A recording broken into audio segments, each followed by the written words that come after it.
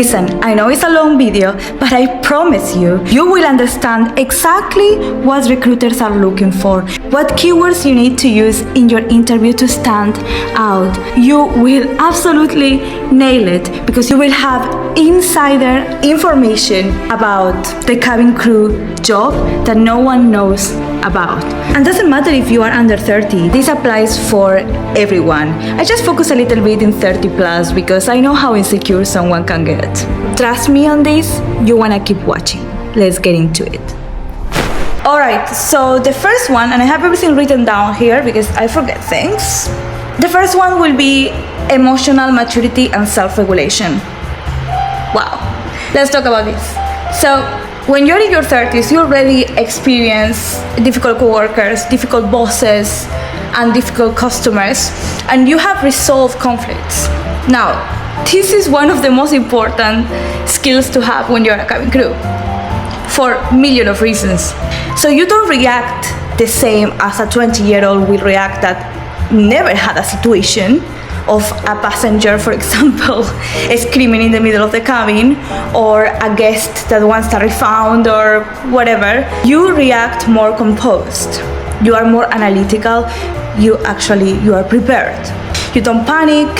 It's completely different situation. This is very important for an airline. Not only because you need to be prepared for anything and 38,000 feet above the ground. Anything becomes a threat. A disruptive passenger becomes a threat. Any tiny emergency can become a very big emergency. A medical emergency or someone that is having like a small headache can become literally a heart attack. So you need to be always prepared. You need to be able to handle it with emotional maturity, regulation, and a cold, analytical mind. But also with an amazing guest experience and customer experience and emotional intelligence in terms of making the guest feel understood, heard, and cared for. You chose a very good career. You chose an easy one. This is why the recruiters love it, okay? You're more prepared for any rare and anomaly situation that can occur at 38,000 feet above the sea level. Now, what are you gonna say to your interviewer? Let me read it for you. I wrote it this morning. Because of my life experience, I've learned how to regulate my emotions really well. I don't react impulsively. I don't take things personally, and I stay calm, collected, and professional even when the situation gets stressful. That emotional stability helps me create a safer, more comfortable environment for everyone around. And that's how you get the job. Next one, a stronger safety mindset. What this means? Because you obviously have more life experience, you have better awareness of your surroundings and yourself. That means that you are less likely to put yourself in situations that can compromise your safety, or if you're not a psychopath, the safety of people around you. That comes with responsibility as well. Again, we touch safety, but I want you to understand that in your interview, if you focus in safety and customer service, you're gonna do amazing. They love that. It's like music to their ears whenever you mention it or you have a skill that is related to that. All right? And this is how you're gonna apply it to your cabin crew interview. I take safety very seriously. With my maturity and life experience, I stay alert, disciplined, and focused at all times. I understand that every decision we make in the cabin affects people's safety, so I naturally keep a strong safety mindset in everything I do. Here the keywords are, of course, safety, mostly alert, because again, everything can happen suddenly in an aircraft. You actually need to be alert all the time, and that is something that we do as cabin crew whenever we are sat in the jump seat for takeoff or landing.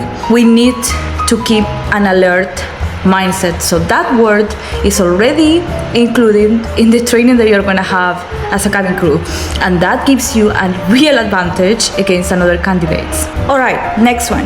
Higher professionalism and work ethic. You worked enough to understand how important is punctuality, how important is discipline and responsibility for your role. And airlines thrive on reliability. They want crew that will show up on time, of course. They want crew that will follow procedures, and they want crew that maintain high standards. So how you're gonna show your recruiter that you are a reliable candidate? With years of professional experience, I've developed a very strong work ethic. I'm punctual, consistent, and I take my responsibilities very seriously. I don't rely on excuses, I focus on solutions. I know that in aviation, reliability is everything, and that's something I naturally bring to the role. Next one! Stability and commitment. In their 20s, most of the people, when they join an airline, they are looking for the lifestyle. They're looking for traveling and parties and the experience. But when you're in your 30s, you bring something very different to the table, and that is purpose. And that's what recruiters are looking for. You genuinely want this career. You are grounded, you are realistic, so they know you are less likely to quit after a couple of months when the job gets a little bit more difficult than you thought. You're not going to quit when you feel homesick, and you're not doing this because you are just impulsive. You woke up one day and I said, I want to be a cabin crew, and then you were lucky enough to get into the airline. But after 2 months, you will say, you know what, I didn't expect this, bye-bye. No. So how do you apply this into your interview? I am at a very stable point in my life, and I am fully committed to building the career with this airline.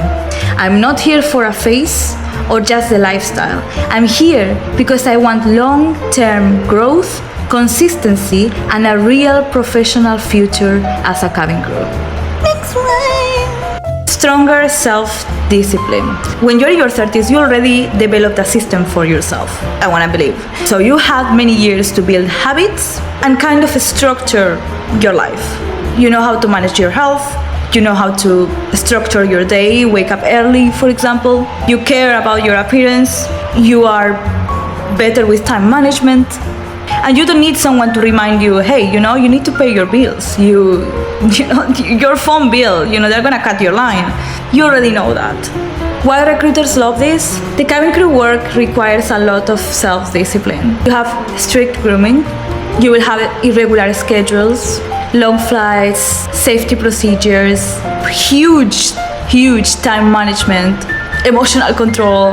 Airlines want people that can keep consistent. They already have the system in their systems. They already have their system in their head, in their minds, in their habits, in their daily routine. So now, how do you apply this into your interview? Over the years, I built a very strong sense of discipline in time management, grooming, emotional control, and overall work consistency. I don't rely on motivation, I rely on habits. And that discipline helps me meet the high standards required for this job every single day. You can change that as well, and that discipline helps me meet the high standards that Fly Emirates have, that Etihad Airways have. They love for you to add the name of the company. Strong customer service experience. If you're about 30 and you're choosing this career, I want to believe that you have customer service experience. Now, this is mostly a requirement for airlines. You need to have at least 1 year of customer service experience. You can show them that you already dealt with all the possible situations when it comes to customers. All right? You solve them, you de-escalate situations. Again, de-escalate keyword, so important. You know how to turn unsatisfied customers or guests into promoters. That is another huge keyword. Let me tell you why. Parenthesis, okay? Airlines and many other big companies, they use a system called Net Promoter System. NPS. Net Promoter System is an automated system where guests, customers will receive an email with a form with some questions. They will fill that form and questions about their service, and that will go into a system that will relocate those comments into detractors, passive or promoters. Detractors, people that is very unsatisfied. Passive, meh, it was okay, it was meh. Or they didn't even reply or wrote anything, they just sent it without answering questions. Or you have promoters. Promoters is people that is very happy with the service, that they have very good things to say about the airline, so they are most likely to promote. Meaning, if their uncle Bob is traveling next time, they will say, you know what, I flew with Etihad Airways and they were amazing. That is promoter. So whenever you are talking to them, you can sneak that word in there and they will be like, oh, promoter. We love that because NPS is very important for an airline. It's customer experience, guest experience. It's a business, so they need customers extremely satisfied. All right? What do you tell to your recruiter? With many years in customer service and sales, I've learned how to handle different personalities and situations with confidence. I'm very good at calming frustrated customers, guiding the conversation and resolving issues smoothly so situations don't escalate. My goal is always to turn a difficult moment and a dissatisfied guest into a promoter with a positive experience. Better communication skills. You had a lot of years. Did I say a lot? You have many years to learn what works and what doesn't work whenever you're talking to someone. That's basically it. It is crucial in aviation to have an excellent communication. Communication can affect safety, teamwork, service, because of course a good communication prevents misunderstandings, and there is nothing worse than having a misunderstanding with someone when it comes to a medical emergency, for example. And I'm giving you this example because I want you to imagine and understand in your head what airlines are actually looking for. You need to be very clear, very diplomatic, very professional when communicating, very stuck with procedures, safety procedures, security procedures, medical procedures, and very much important so as well, listening as well. Huge. How do you apply it, right, into your interview? I understand how crucial communication is in aviation for safety, teamwork, and guest experience. Over the years, I've learned to communicate with clarity, professionalism, and warmth. I naturally adjust my tone depending on who I am speaking to, ensuring passengers feel respected and informed, and my team stays aligned at all times. Oh my God, that is also showing leadership skills, which is another one I'm gonna touch later. Social intelligence, and this is very in hand with attention to detail. Let me explain. Because you have certain experience in life, you understand boundaries, you understand cultures, you understand micro expressions, like if someone is upset, you can feel it, you understand, that response was a little bit upset, this response was very energetic, I feel like this guy is a little bit tipsy. You feel the tone, you sense the tone whenever talking to someone. That is social intelligence, all right? Social awareness as well. This is extremely important when you are a cabin crew because you meet hundreds of people every day. Whenever this people is boarding, you can anticipate if this person will be disruptive. For example, this person maybe is very upset because they lost their last flight, or their last flight was overbooked, so he had to wait 8 hours in the airport. You don't know why this person is very upset, and maybe he was at the airport for 8 hours and he drank 3-4 bottles of wine and is a little bit tipsy. He's decently okay, but you know that you need to be aware that if this person is tipsy and is angry, it could become a safety hazard. He could become a disruptive passenger. You don't want that whenever you are in the air. All right. That's why you need to be very observant. It's like you read the body language of this person very well. Make sense? But not only when it comes to safety and avoiding possible safety hazards and bad situations that may happen on board, but also to tailor customer service. I mean, you have a mom that is completely tired. She has 3 toddlers and a baby, and you're like, oh my God, she looks exhausted. So I know that whenever I'm going to go with my cart and with my service, I need to be more patient with her.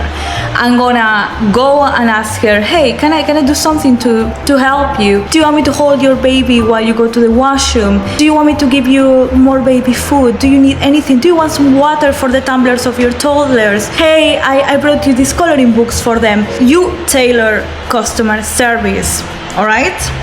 So what you're gonna say to your beloved interviewer? I've developed strong social awareness over the years. I read people quickly and adjust my approach to make them feel comfortable. I'm very detail-oriented, so I notice small cues like tone and body language. Those little details help me anticipate possible threats and adjust to deliver a more personalized and thoughtful customer service experience. Confidence without ego. Wow, this one is sensitive. When you're a cabin crew, you need to be very confident. You need to treat situations in a very responsible and assertive way.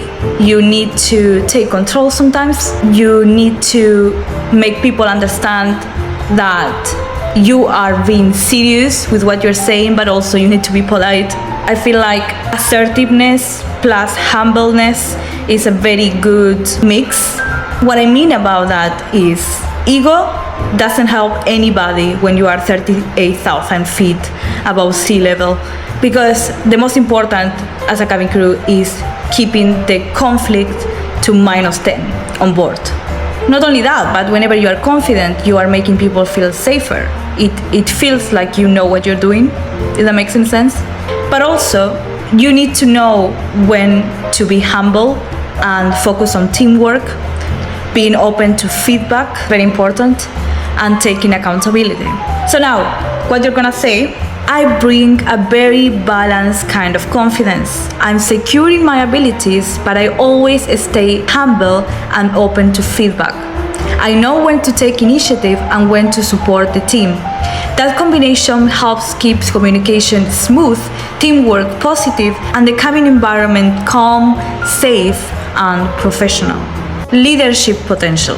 So airlines want to invest in someone that has growth potential, meaning someone that will be able to lead and become a good cabin crew senior, for example. And for that you need experience.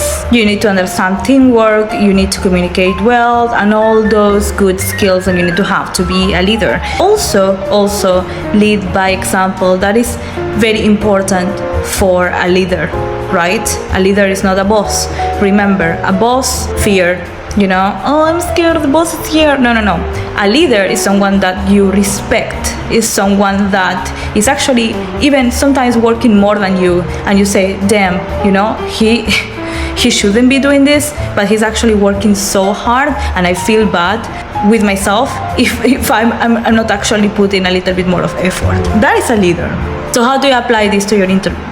I bring the maturity, stability, and professionalism that leadership requires. I am someone who stays calm, supports my team, and leads by example. I'm committed to growing within the airline long term, and I'm confident I can develop into a strong future senior who contributes to both safety and service excellence. Cultural sensitivity. All right, you are 30 plus. I'm sure that you have more chances in your 30 years old life experience of knowing different cultures and different nationalities. That gives you a newly understood way of approaching someone that is not of your same culture. Not everyone communicates the same way. Not everyone has the same body language. Not everyone has the same boundaries. The aviation is global. This is crucial. If you don't have cultural awareness, you're gonna have a lot of issues in this field. You need to be emotionally sensitive as well. You probably will see things that for you they are not normal. In your standards, in your culture, it's not normal, but for someone else is, and you need to be respectful with that, because you really don't know how you can hurt someone's feelings and how insensitive and how not inclusive may feel to someone. So you need to be very careful. I'm gonna give you an example. I was in a flight, and this mom from another nationality, of course, different culture, she came and she said, "Hey, can I have a coffee for my baby?" I was like, she had a toddler. I guess he was like 3 years old. So I wasn't sure I heard correctly, because she was there with her toddler holding him in the galley. And I said, "So do you want a coffee for him? Is it for him?" And she said, "Yes, for him. I need a coffee." I asked, "Do you want this coffee with milk and sugar?" She said, "Yes, with milk and sugar." So I made the coffee with milk and sugar. I asked her, "Do you want more milk? Do you want more sugar? Do you want me to add a little bit of hot chocolate to the coffee to make it like nice cappuccino with a little bit of chocolate, for example, to make it more nice?" I served the coffee and I gave it to her, and she gave it to the 3-year-old, and that is completely fine, because it's not my job to judge someone's parenting skills. As long as it's not compromising the safety of the child, I'm fine with it. I need to be sensitive to whatever is going on. Maybe they are adjusting in their family to do that. Maybe it's not as unhealthy as I think in my head. I'm not a doctor as well. So this is an example. You know what I mean? Cultural awareness. How do you apply it? I've gained a strong cultural awareness through my life and work experience, and I understand how important that is in aviation. I adapt my communication and approach based on cultural norms, ensuring every passenger feels respected, understood, and comfortable. This helps create a more inclusive, smooth, and professional cabin environment. And the last one is my favorite. You make the airline look more trustworthy. Yes, if you're a little bit in the mature side, you are actually telling your passengers without even telling them that you know what you're doing, and it gives a little bit of maturity. It brings a little bit of, okay, I feel safe because this lady, is confident, she's like in her 30s, she's not a kid, like if there is anything wrong with me, she will be able to handle it. She has the life experience that requires to solve problems and make this flight go smooth. She's been there. She's done that before. Yeah, it's a good look for the airline. It's a good look. It's crazy, but some people it's scared to apply when you're in your 30s. Are you joking? What's wrong with you? I mean, this is something for you, right? But if you want to put it in an interview, you can say something like, "I understand that the crew are the face of the airline, and my maturity helps me project professionalism and calmness to passengers." Alright, you guys, I've been filming all day. I hope that you reach this part of the video. I really hope you subscribe. There is so much that I want to share with you, and I want to encourage you to please apply.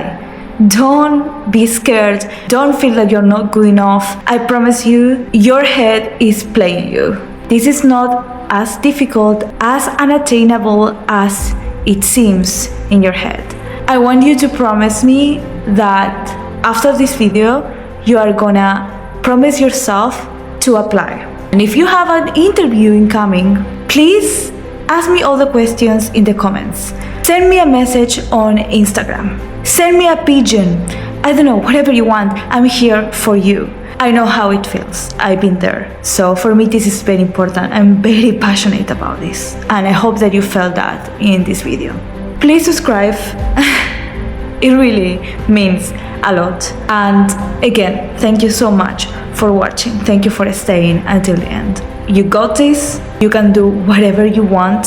Whatever you put in your head, you're gonna get it, baby. If you want this job, you're gonna get it. But if you don't apply, if you don't go to an interview, you will never know what amazing surprises and beautiful things you're missing out on. Alright? Thank you so much for watching and see you in the next one. Bye!